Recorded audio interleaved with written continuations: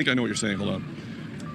Why do you keep putting emphasis on me dating younger? I've dated all ages. ¿Por qué sigues con una mujer que lo valore, que lo respete, que quiera tener una vida con él? Y él simplemente le da.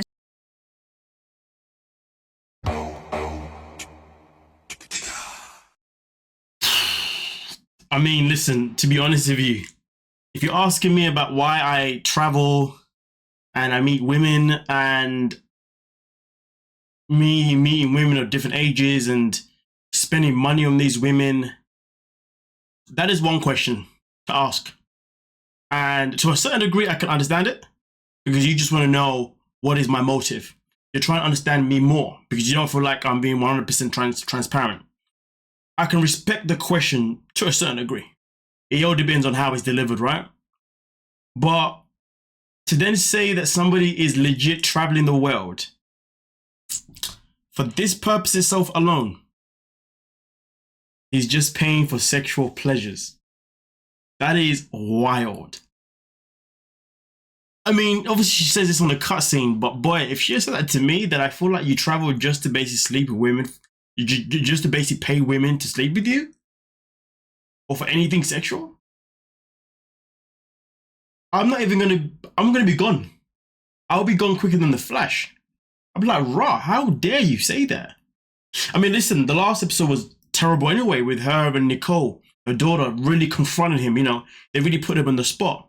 And they wasn't kind with their questions, you know, and they were laughing at him as well for the most part. Now, Scott may not be a saint, but I think everybody's entitled to a little bit of respect, especially if you're getting to know someone. You don't know the man, you've been speaking to him for about a year, but you've just met him. And the judgment is real. And Lidia wonders why she's still single. Oh yeah, because she's been looking after her kids this whole time. I'm not buying that. Her kids are way too grown for her to have been dedicated to be a parent. Like most of the time when mothers dedicate themselves to being a parent, like single mothers anyway, usually they dedicate themselves to being a parent until their child is like at a point where the child can walk, talk, and basically look after themselves to a certain degree. Because I know there's a lot of women in this world who go through a phase where they're like, oh, I ain't got a man, so you know what, I'm just gonna knuckle down, I'm just gonna raise my kids, and then once I know my kids are at a certain age, I'm then gonna try and, you know, bring someone into my life. And usually that happens, you know, I'd say give or take on average between the ages of a child's age of, I'm gonna say an average maybe between age of 6 to 13. I say we'll go with that average, you know what I mean? Because obviously at that point they know the child's able to do certain things and the child's able to understand certain things. But her children are two fully grown adults. Now I'm not too sure when Daddy-O disappeared. I don't know how old the kids were. I really don't know. But the point being is that I'm not buying this story about her being single this whole time by choice. She's been single clearly because her daughter doesn't know how to keep her mouth shut and doesn't know how to keep herself out of the business, because at the end of the day, the mom and daughter are just too close. And then notice at the same time, the way she is vetting people like that, speaking to people like that, is disgusting. Having such wild accusations is disgusting. And then also on top of that, you know, we're going back to the situation with Chantel and Pedro. We're looking at obviously her role in their relationship. Obviously, we can also talk about the role of Chantel's family in the relationship, but they're not the one on the show right now, so we're not going to talk about that, just what I'm saying. But either way, though, this woman needs an attitude adjustment. And I'm not talking about John Cena type stuff, so calm down. She needs an attitude adjustment, and she needs to really recognize that the way she comes across and the way she is unkind.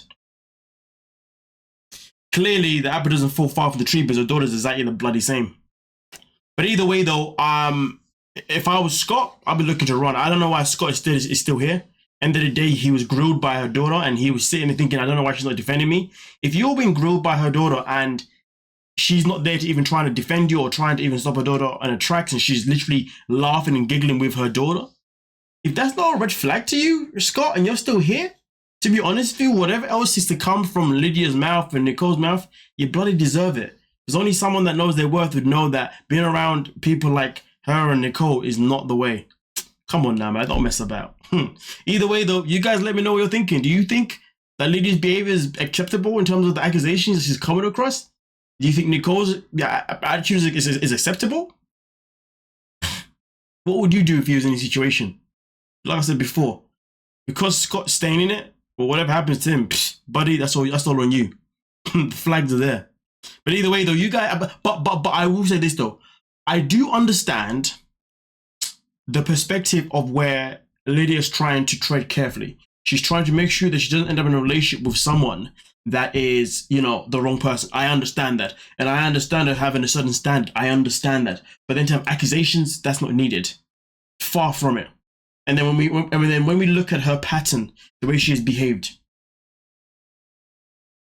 this has nothing to do with standards, to be honest with you now, for me. It's just, she's just not really a kind person. Well, I don't know. You guys let me know what you're thinking. I'm just a YouTuber. Don't forget to like, sub, and of course, peace.